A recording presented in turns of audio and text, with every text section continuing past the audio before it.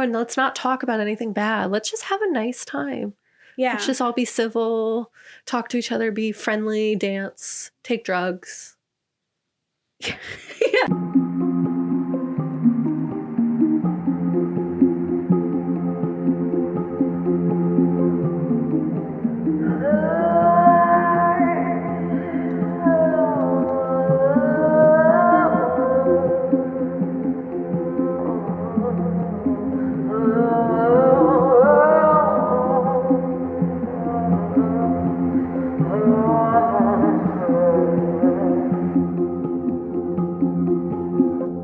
Hi, I'm Kat. And I'm Gabe. And we're The Ghouls Next Door.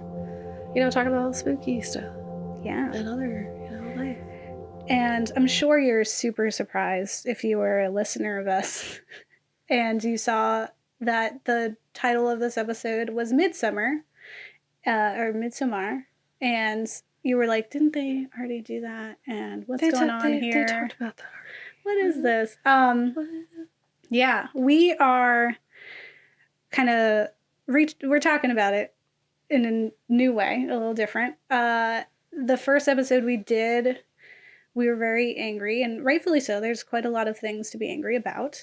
And there are things that we disliked, and the way that it was explained away by Ari Aster in the beginning was like, it was a breakup film. It made it worse. It was insulting. But it was just very volatile anger. And I think we don't love it. I don't love this film by any means, but I don't think I loathe it as much as I had. Mm-hmm. And so, and in fact, there's parts of it, there's things that I found out now where I'm like, there are things I like the fact that white supremacists and hateful people hate this film because of what it represents. And I was like, well, that just means, as the hunt has told us, slightly more. I was like, well, now I kind of have to like it. Yeah, like, am I one of no? So yes, I like maybe it. It's not the worst. Yeah. So, this is the first time we're really like reevaluating a film, and Midsommar was the first one we actually did an episode that was just about a film. Mm-hmm. So it's kind of interesting because we're doing that now frequently, and so to do so and be like, we're reevaluating the film, it's just the film, and it's in our like kind of film only series is very interesting. So if you are listening or watching, make sure to check us out on YouTube and iTunes and subscribe, like, comment so that we know you're there and so that people know we're there. Hi. Please share if you are enjoying what we're creating. It means a lot to us for you to share and to also communicate with us in that, so that we are assured that we're doing a good job. It's like, let's keep doing it, man. Yeah. Wow, somebody listened to it. Yeah, one person. I love it. Nice. That's enough. Let's go. Yeah. I will work my butt off for this one person. Like, but actually, like, I will. Yeah. Let's go. And we have been. And I think it helps to hear feedback of any kind. So if you do have any suggestions, if you're like, oh, have you guys done this film? You should. You can reach out to any of our social media sites, but also like email us at theghouls.nextdoor@gmail.com. Yeah. And honestly, even if it's to be like, y'all suck, here's a long list of reasons why. I welcome it. Tell us. Yeah, honestly, how can we know and change? How do we grow? Yeah. I Call would us say, and let us say I don't think we are, but like, just say we're open to both sides. Well, listen, like, whatever. Yeah. Any press is good press, right? And if the right people hate us, then maybe other people will give us a chance. So, which is like this film. We often got a lot of pushback from our just intense hatred of this film, especially in the horror community. Mm-hmm. And it was often like, as soon as we left the theater, we were upset because the first like 10 minutes really threw us off, and we were so angry. And we had been doing our representation series, so we were like also super sensitive. Yeah, we were very raw going into it about just like specifically mental illness representation in horror, and just like that has been, and disability representation too, and just like how it has just been so awful and brutalized and just like not doing any kind of service to those communities that I belong to. Yeah. And like family members belong, and like just like it's just like seeing this and being like another one. Another one, but not in a good way. Cool. Yeah. Yeah. Like, yeah. And like also race too. Like we were doing all the representation. mhm. And so like to see a film that was kind of just following the same tropes and using the same mechanics that horror has used to hurt and villainize like these marginalized communities like really hurt us. And so we use like our guests and had them talk about like specifically why we have a problem with these things, right? And so Mhm. I don't think it's like the worst episode, right? I think it just was very raw and reactionary. Mhm. And, you know, we've heard, and that's like another reason why we're like, please tell us and communicate with us. So we've talked to other people who are horror enthusiasts who love it. We've seen, you know, articles on you know, the kind of like there are two ways. Like there's people who really, really hate the film or people who love the film. Yeah. And there's never really like a gray area. And so kind of like navigating that and seeing it, Ashley Blackwell for Graveyard Shift Sisters had shared this really great article, and it was about white supremacy Mhm. in Midsommar. And so that really got me thinking. I was like, well, wait a second. If like, and I don't want to give any credit more than it's due, but what we do here on the Ghouls is we deconstruct and we look at film and we can interpret what we want to it like what we assume it could mean, right? Yeah. Like, and not to say that like that might have been the intent of the director and maybe, you know, it wasn't, you know, the overt message, but there it appears to be there is some of that in there upon a closer examination. Right? And so I, you know, it's not saying like oops, because I still very much believe there are parts of this that are very problematic and toxic in the horror community. And it's honestly not a great horror film. Like it's just kind of stereotypical. It's not very exciting. It's kind of like 2.5 hours of like snore fest and just like gaslighting and like like it just is like for a lot of reasons. But like when you take the other stuff, sure. Well, it's like this few things that it does well and says well doesn't make it an entertaining film. It just it's saying something. I think that's more so it. Like it's saying those messages, but did I enjoy watching it at any point at all during it? No. Yeah. I watched it the second time and it was kind of like grueling because I was watching it with the purpose of like being like, let me actually look and see and pick out parts that I think are interesting. But I really was like, I don't want this is not a film I just want to sit and watch. And like, and it's not for the gore because like I live for gore. And I think it's funny because the gore is very Saw. Like like what you see is like one is like literally the angel, right? Like in one of the Saw films, they have the angel where the back was opened up and it's like it looks like wings, kind of like that happens in this film. And I was like, it's never been done, and it's so quick and so nothing, right? So I was like, whatever. Especially after coming from something like Hereditary. Yeah, I was floored by Hereditary. Yeah, that movie messed me up. Yeah, it's still like really and it's that was a horror film. Yes. It's very visceral and raw and like I really enjoy the foreshadowing and like the hints and stuff throughout Hereditary got me really excited. In Midsommar, it really just felt like a lot of on the nose. No one like you really don't need to look that hard. Yeah. Which is thankful because it was just raw in a different way. Like, and not in the way that you were. I mean, I guess it's like when you go into something with high expectations. Yeah. That like generally. Yeah. You're going to get disappointed. But like, yeah. Yeah. I had no desire. Yeah. I still viscerally remember like the first 10 minutes and me looking at you and being like, can we go? Ugh. Yeah. And then you being like, no, we have to stay. Well, like with our eyes, we never said these things out loud. No, we have to stay. Like, this is important. We got to watch it. And then we did. And I was so scared you were going to say you liked it at the end. Did I like the new one? No, like you liked Midsommar. Oh, from the first time? Yeah. Yeah, yeah. I remember us looking at each other and being like, that was awful. And being like, oh, thank God someone else sees us.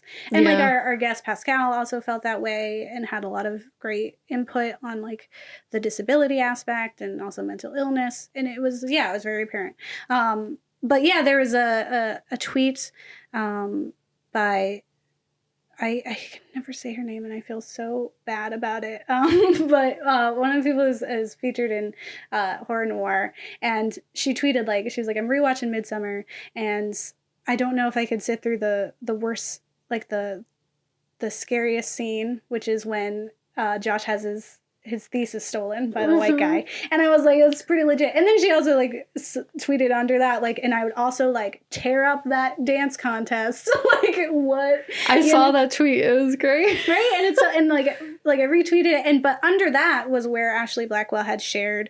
She's like, this is a super important thing to talk about. Here's what it is. Because I've also had that conversation with her, because we had that interview with her right after that film, and I was telling her how much I hated it, and she was like, yeah. And I was like, I can get why people like it. And she was on the same fence. She was like, it's not great. But I get it. It says some stuff. But at what cost? And I will say, kind of in the realm of the hunt, right? And how we were talking about, you're influenced by what you deem as good.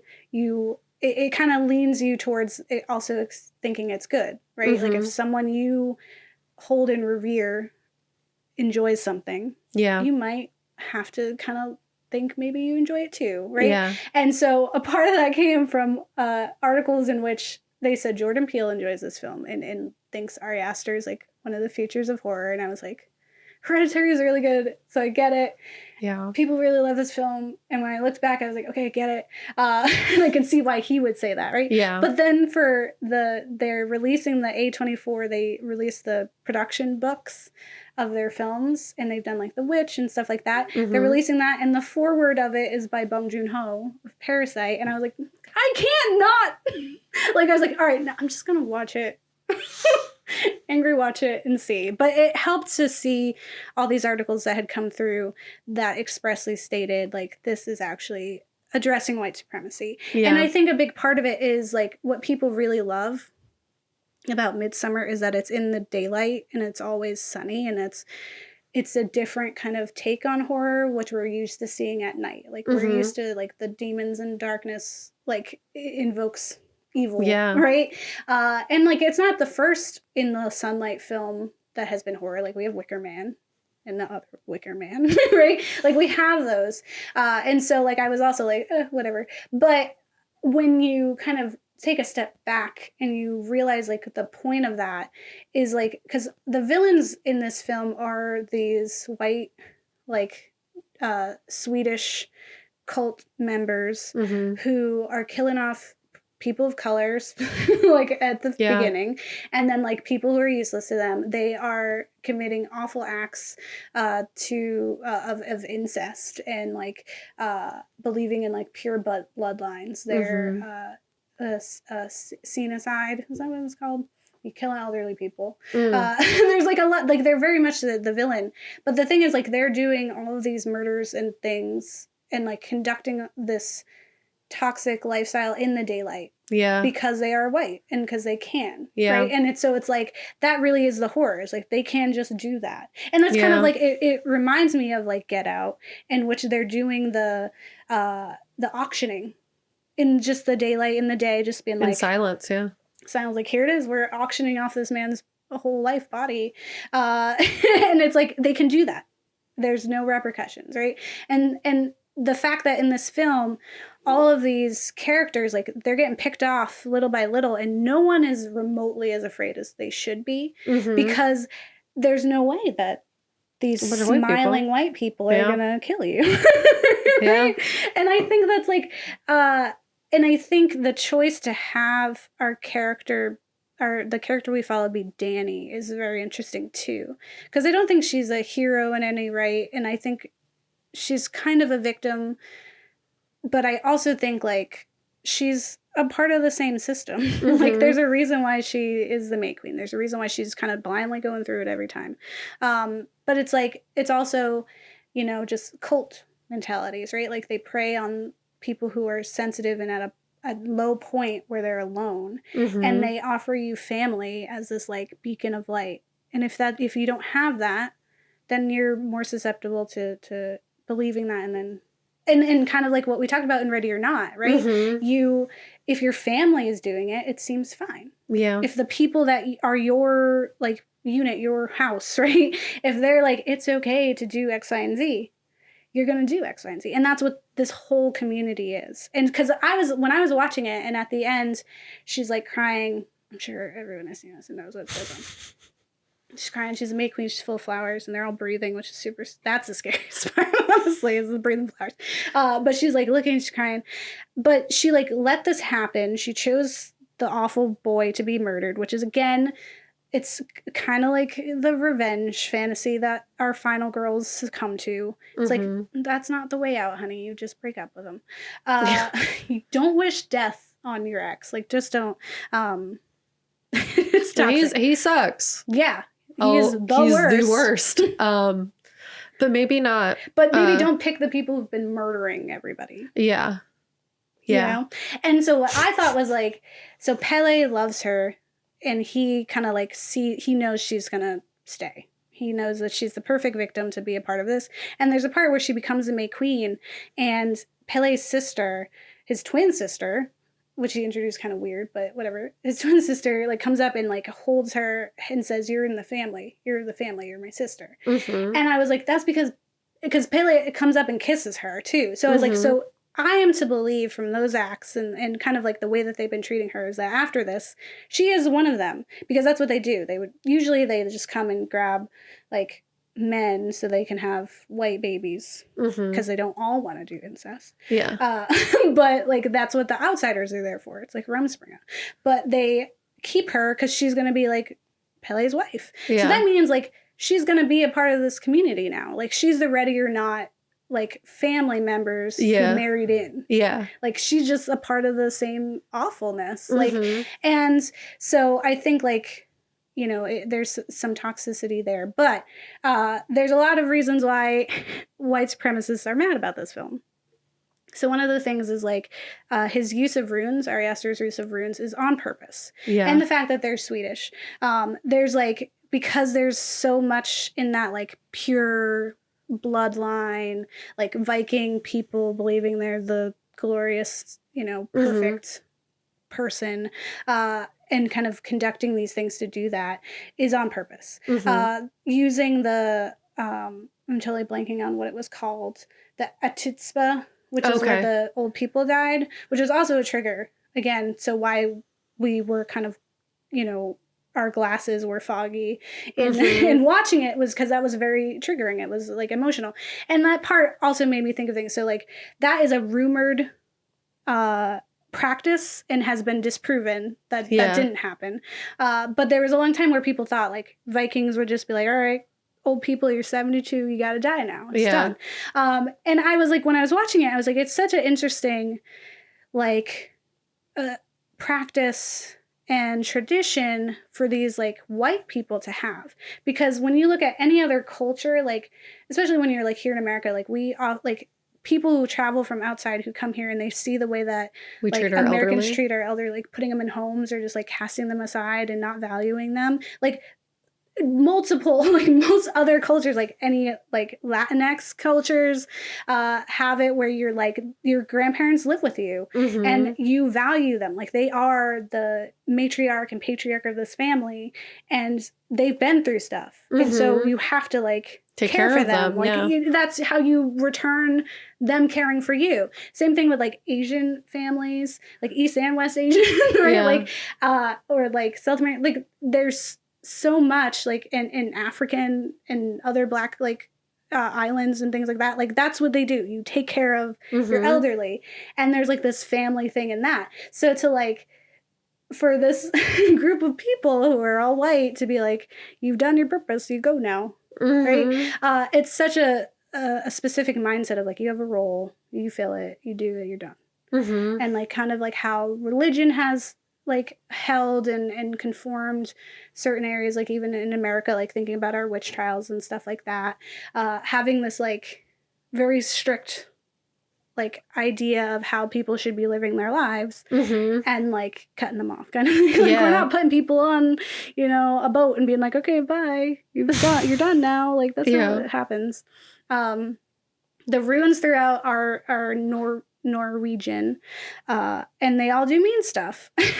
But the express use of them is very much to be like, we are essentially like poking fun at this culture, or like highlighting some of the toxicity of this culture, because it is a culture that is inherently been hateful and has like this toxic pride in it. So it very much is a direct, which is why there's like white supremacist groups and people who have been like tweeting and talking about it, saying like, how dare they, you know, make it look like this stuff is bad. It's like, but it is, right? So like the idea that they like forcibly create Reuben, and they are kind of doing that awful horror and other film genre disability trope of like making him magical. Special, magical, because he has a disability, and the fact that they made him that way, and when he dies they're gonna make another one like that.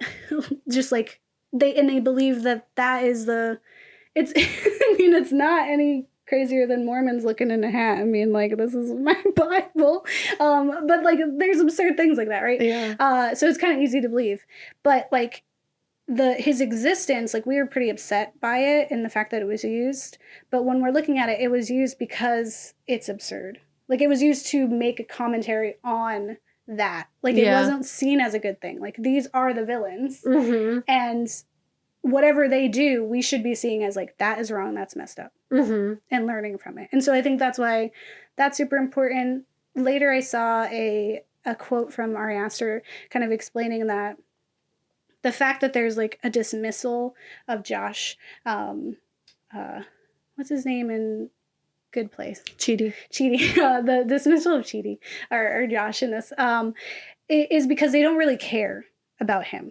They're not gonna, like, because the people who are there to help their line.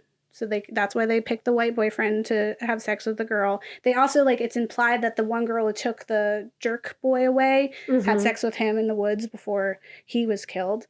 And it's also the fact that the three people of color in the film that we see are all killed off screen or in the dark, right? So like people commend this film for saying like, you know, well, Josh didn't die first, but it's like, but the other two characters of color did die first. So you just because your one black guy didn't, we still had another black guy and an Indian woman. Like you can't just be like, they don't count. Like, what do you mean? But they died first, but they die off screen. Yeah. And like, we barely like get to see what happens to them. People do not care. Danny does not care. Like there's a moment where she is like concerned, but it quickly turns to selfishness where she says to the boyfriend, like, I could see you doing that. I could see you leaving me. And it wasn't like, no, that was weird. Maybe we should help her. Yeah. We should like validate her experience of fear and having like upset feelings about what's happening in front of her instead of just focusing on what bothers me right now. Yeah. And the fact that he dismisses her when she's like upset about it, and then she just dismisses the situation. Like she takes it more personally that he doesn't care that she's upset, then she is upset. Like it's because she's not good. Because she turns it into a fight and not like she uses their experience as a means to pick a fight with her boyfriend. It's kind of like The Hunt in that, where it's like, she's like, I'm right because I noticed them and I noticed their trouble, and you're wrong because you didn't notice. And I've done literally the bare minimum, which is just know that they existed. And that makes me better than you. And I really need that, right? And so, so Josh is killed in the darkness. And I thought there was a lot of interesting things. Is like, one, and we said this the first time we watched it, was I loved that Josh was researching them because it was a nice twist. Because generally it's white people hopping up into Africa being like, what are your archaic, things that you're doing? Oh, look at these savages. Learn about your stuff. Yeah. And so it was kind of refreshing to have a black man go to a white country and be like, this is whack, isn't it? Like, what is this weird, wild situation we're in, right? And so I really enjoyed that. And I think it's funny because like he knew what the Titsba was and he didn't tell anyone, which I thought was strange. But he is not real, like he's like surprised by the graphic nature of it and like the situation, but he really doesn't care because he's like kind of looking at it as an anthropological point of view. Mm-hmm. And he has that whole scene where like they're walking, everyone is upset because they just watched 2 old people die. Mm-hmm. And then that's when Christian is like, I'm stealing your thesis. Yeah, what's and up? Then Josh is upset. And I thought that was such an interesting, like he is desensitized to that violence. Like, it's kind of like, as a black man, is just like, yeah, I'm seeing it from this like science, like just like culture perspective, but also like, you don't know my life. Like, I could have very easily, like, this is just whatever, right? Yeah, people die. Yeah, right. And then what upsets him isn't that those deaths. It's that he's being like, his work, his intellectual property is being stolen. Yeah. And bluntly by this white man who just knows he can. And he confronts him for that. He's just like, I can't believe how obvious you're being. Mm-hmm. Like, you aren't, like, you know it's wrong because you're kind of nervous, but you're just in my face right now saying you're going to steal my thesis. I mean, if you think of like Amy Cooper, the lady in New York who knew and like used that and knew that she could in broad daylight and no one would stop her. Like, you know what I mean? Like, it's knowing the wrong thing to do and choosing actively to do it just because you know you can. Yeah. So I think it's interesting because they dismiss the couple by saying like they left. Mm-hmm. They dismiss the white guy who was a jerk who pissed on their ancestral tree. They dismiss him pretty like nonchalantly by just saying like he went off with a girl. Mm-hmm. And like it's kind of like whatever. But they essentially take a page out of the American press book and villainize Josh. They accuse him of stealing. So they make up the story that the book is missing, that what's his name was the last one who wanted it, and now he's missing, right? So they're like throwing his name in the mud and like insulting him, but nobody else. Even the guy who literally peed on their tree and has like been rude and awful the whole time. Yeah, he's just the embodiment of American. When you go somewhere that isn't America. Yeah. And he's being inconvenienced mildly. Like, how dare you, right? He was just expecting, like, foreign girls to fawn over him because he's American, right? So, like, the fact that like, this is the character that they're like, this is a bad guy. You brought a bad guy here. But I think what's even more telling is the way that Christian handles it, and that he's like, we don't associate with him. We're not his friend. We're not giving him any credit on this report. I can't believe he did that. And it's like, this was his friend. Yeah, and they just gave him the means to further steal his stuff with no consequence. Yeah. It was just like, now I'm justified. Look at me be the hero. Yeah. And like, Danny stands there and does not say anything. She doesn't stick up for him either. Mm-hmm. And so, and it's like, again, it just makes me more mad that I'm like, she's awful too. She is not a hero, but no, everyone sucks in this film. Yeah. Like, there was no point where I was like, wow, I'm really rooting for her. Yeah. Wow, I really hope it gets better for, like, and I mean, that sucks too, but like, she actively, one, was super selfish and sad the whole time. She did not have really any sort of, we were talking about outside of the Ghouls, and you were like, she's just her pain. Like, her entire thing is that she is just upset and sad. She has no other substance to her. Mm-hmm. She's literally just, woe is me. Everything bad, it only happens to me. Anyone else's experience doesn't matter. Yeah. Wow, ow, my life. Sadness times. And, she's extremely selfish and definitely just kind of like lets everything kind of goes with the flow, doesn't really question anything. As you said, is silent. Or kind of uses other people's experiences as reasons to mess up her. Like, just more reasons to be upset. She steals everyone else's emotions. Yeah. And I think, like, that's another part of it. So, again, we had the problem with mental illness. And one of the biggest problems was the portrayal of Terry, the sister, who's dubbed as having bipolar disorder. And that is, like, we've painted it. We paint bipolar on her, so now we excuse all the action. That's it, of course. Of course she murdered her family. That's what they do, right? And so it's demonizing people who have bipolar disorder, who are already, like, perceived as a danger or problematic. Like, anyone who does not know someone who has BPD, like, looking at this film being like, I'm not afraid of them. Yeah. Because that film told me that's enough. right? That's enough. Like 1 + 1 = 2 now, like, you know? And so, like, and kind of ignoring the fact that people who have bipolar disorder are more likely, or people with mental illness are more likely to be harmed than to be the one harming people. And if they're harming anyone, it's usually themselves. And so that's not an explanation for someone being that homicidal and that evil. Like, there's an extent to that scene in the beginning that is awful. And like, I get that it's a horror movie and it's supposed to make us upset and unsettled, but I really felt like it was graphic, unnecessary, and like it made victims of the wrong people. Because Danny wasn't really the victim in this. Like, Terry was. Like, Terry wasn't getting help. But we also are shown in the beginning and through like context that Danny has like anxiety and suffers from like panic attacks and has like a therapist. She talks to her friend who was like the only sound voice of reason, who was like, no, your boyfriend should care about you and you shouldn't feel like a burden and all that, like, and completely dismissed, right? And you know, that just kind of like comes with certain mental illness or disorders like that, where you do feel like because it's not something that just goes away. It's something you're always working with. And so at some point you feel like if someone's not in that for the long haul, if they think it's something that you just fix tomorrow, like, you're going to feel like a burden because it's not going away. Like, it has to be someone who's like, I understand that this is what we are going to be doing, right? Like, for forever.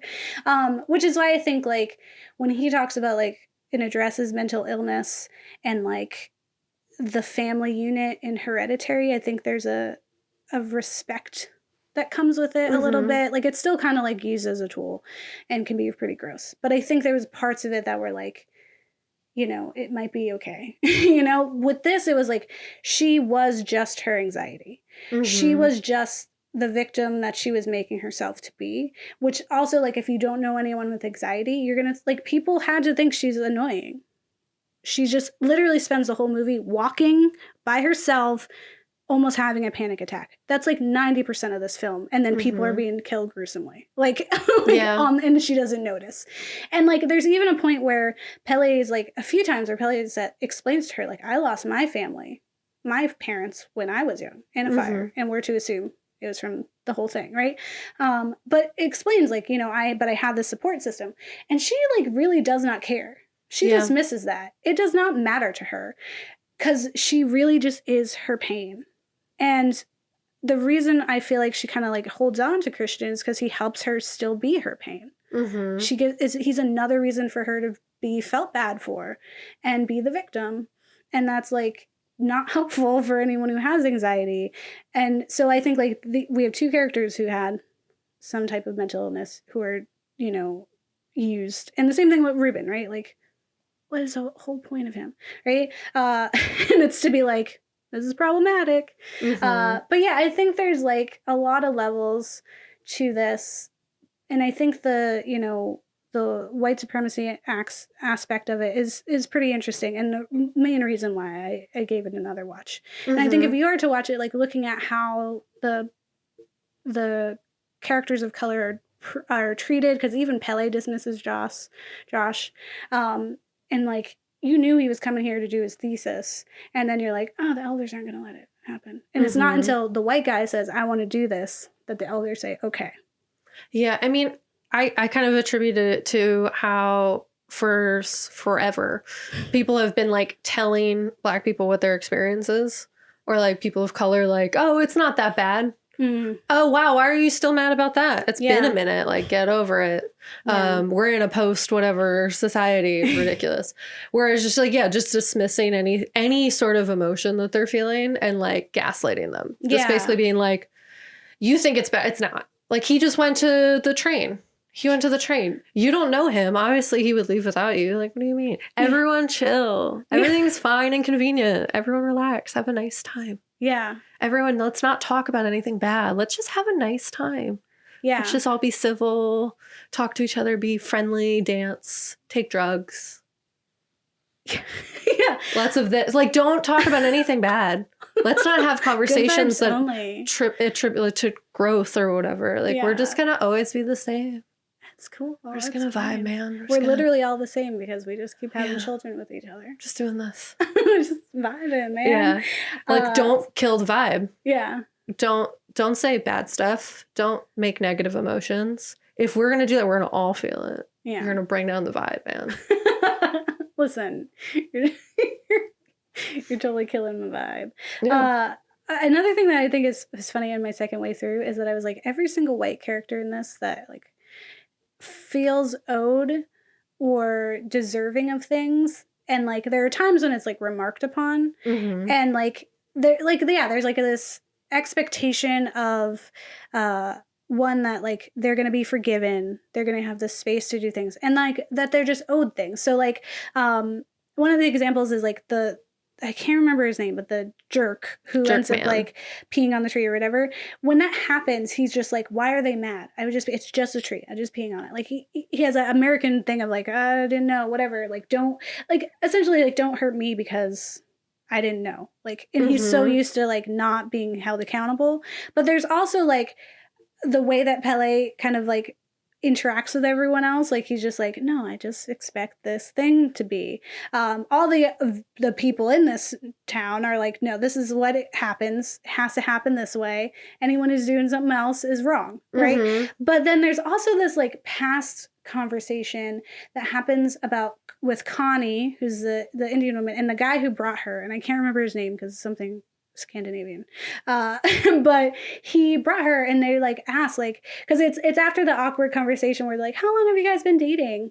And they're like, oh, and Christian goes to say like, I think a little over 3.5 years, and Danny says 4 years. Yeah, it's like, but she was also playing around, like she led him to that because she's like, oof, like, but she knew, like, girl, you can playing right now, like, don't just say it. What do you mean? Like, you're just trying to make him a jerk because he is one, but like you're just actively playing it. Anyway. You're setting yourself up. Like, so they have that, and so it's awkward, and so to kind of change the subject, Christian says like, how did you all meet? And the guy who brought them says like, well, I was dating Connie, and then I met him, and she's like, we went on one date, we were not, and I didn't know it was a date, and then like later she ended up dating the guy that she was with, and I can't remember his name, and like now they're engaged or whatever, and he like kind of blows it off. He's like, yeah, well, they're my friends, right? Yeah. But it was like, from that little context, like, he is from this world where he gets whatever he wants. He's told that he's deserving of everything that he could ever want. He goes outside of that. He thinks he's on a date with this woman who's just being friendly to him, right? And it's that idea of like, by being friendly to me, you are telling me you want to be mine, right? And like, oh, you weren't mine, and now I'm kind of getting revenge. And he ends up dying too.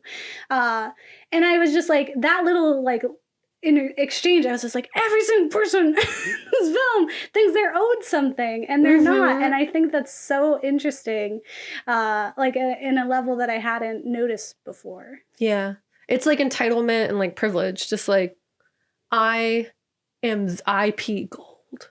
Yeah. Everyone give me the things. Yeah. Manifest destiny. This land is mine. Like, who are you to tell me no? Yeah. What is no? We don't say no in this house. You know? Yeah. Like the mom who doesn't like ever discipline her kid. Yeah. Who doesn't like set boundaries so that they don't grow up and just like wreck stuff. Or just like hurt people. Because they think consequences. I'm going to count to 3. Could we not do that? Can we use our words? You just pick that child up. He does not weigh very much. You pick him up, you walk away. It's enough, yeah. It's like, we're not here anymore. You've ended the experience. Goodbye. Yeah, you could scold them a little better. Yeah. Yeah. Like Caden or something like really white, you know? Like CHADN or something. They would belong in this Midsommar town. Yeah, I think like when you look at this film and you're like, it's similar to The Hunt of like them saying, white people suck, man.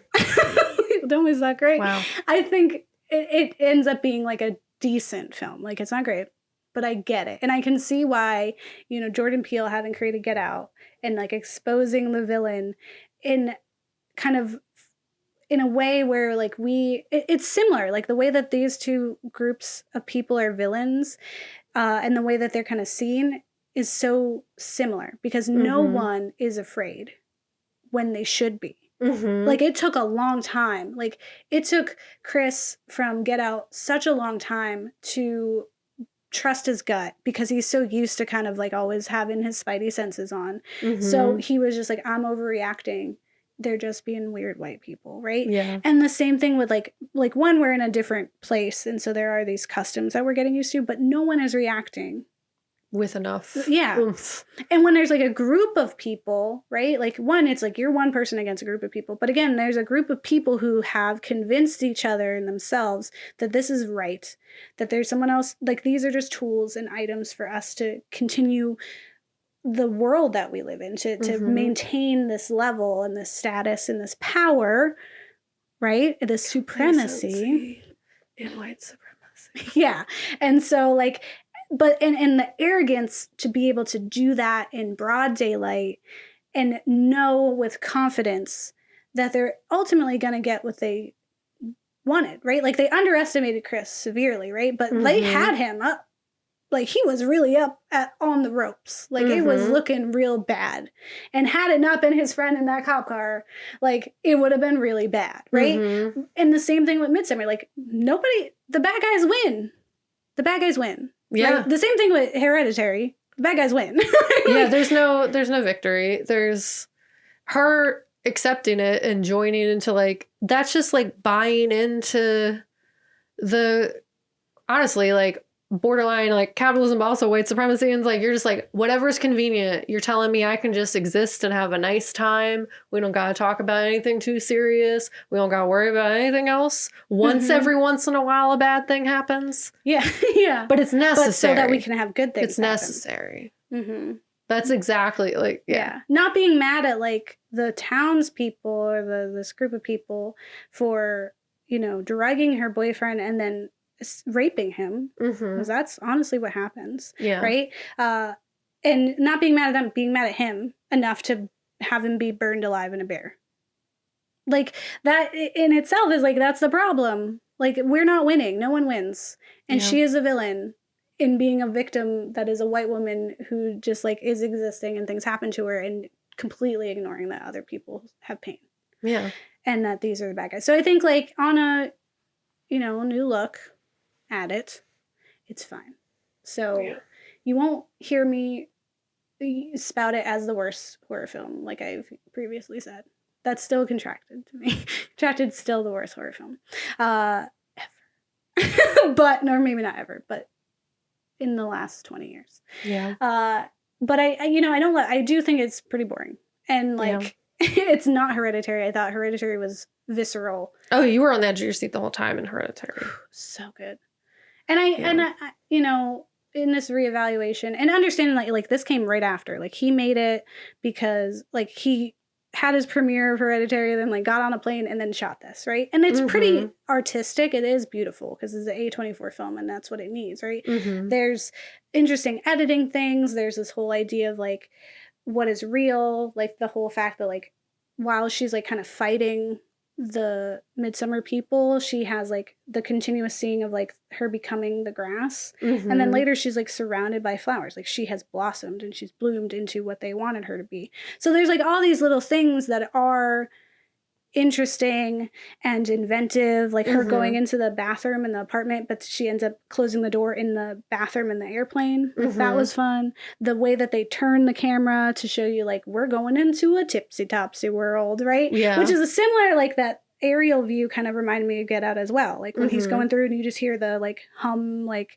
the like sisters like singing that one song, and it's like like kind of like it had the same feeling. Like I was like, we are going into strange white people land. Yeah, run. Bad stuff is gonna happen. You need to go. Get out. Like you should be like, oh no, right? Yeah. So that part, I was like, there are some things in there that are interesting. I just like, I probably will never watch it again because I've seen it now, and I've like really seen it now, and I.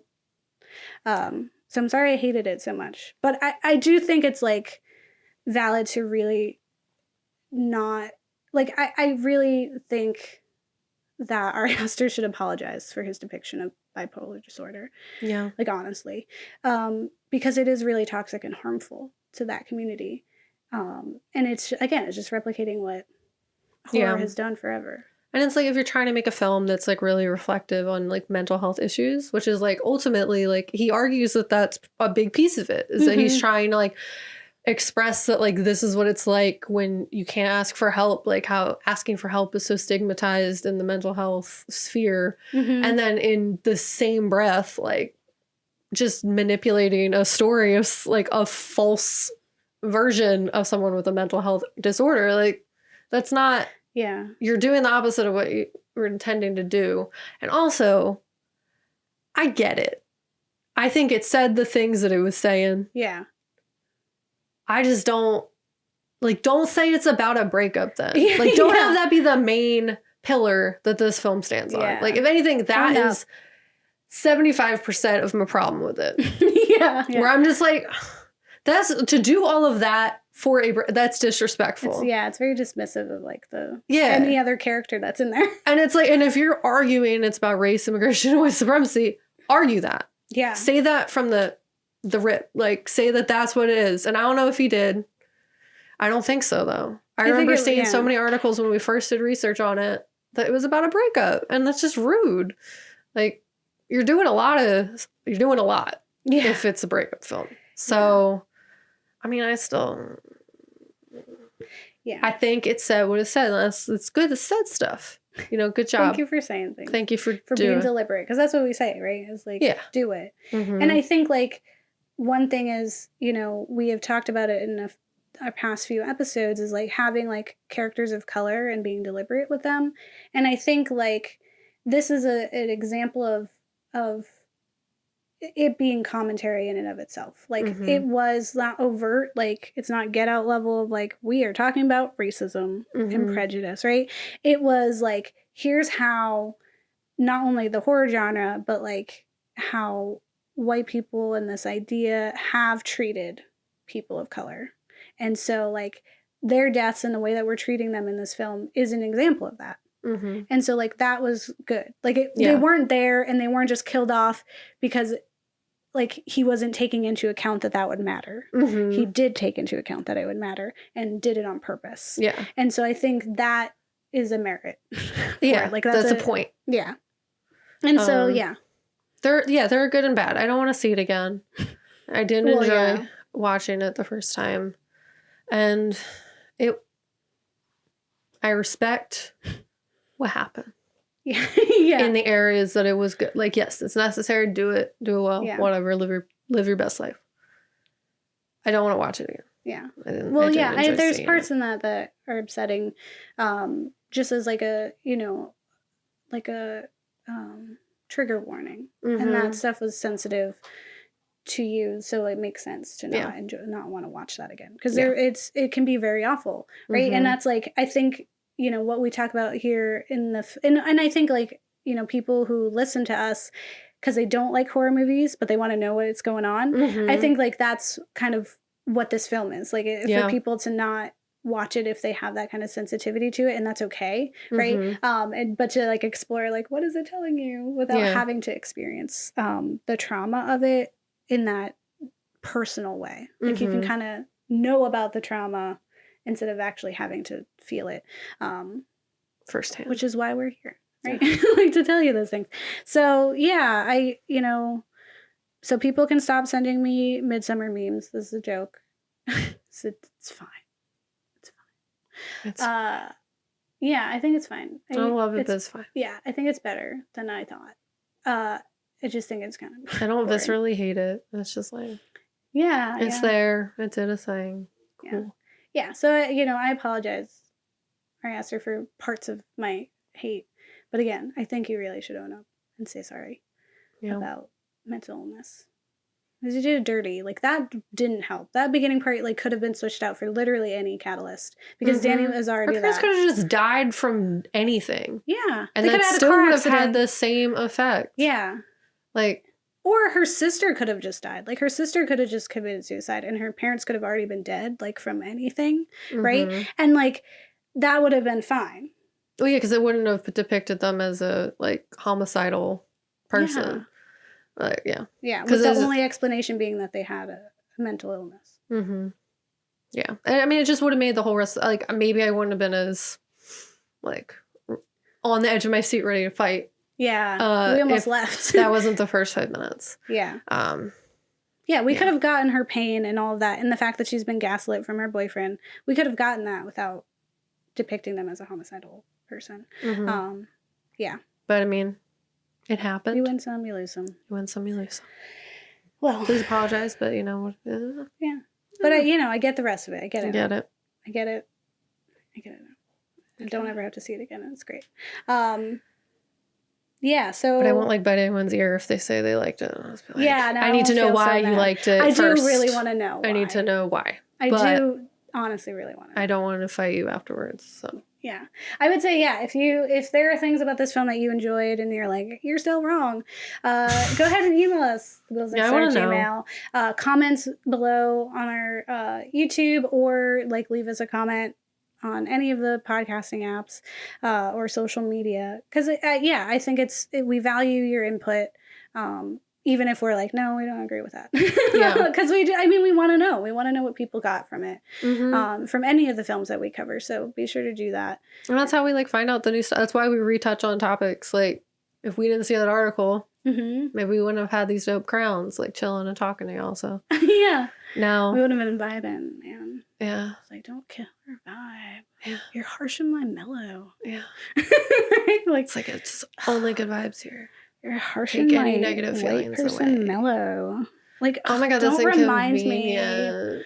that this sucks and that other people are suffering. You guys are still talking about the fact that stuff sucks. What is the thing that'll pacify this? I just want to get my lattes. Yeah. Please just buy this Black Lives Matter shirt from Etsy, even though I'm just a white woman. And it's a print shop. yeah. It's Me. Exactly. Me. Yeah. Yeah. So if you learn anything, it's that Danny's a villain too. And don't get married. Delete your kids. Yeah. Yeah, that's all I got. I was trying to think of something.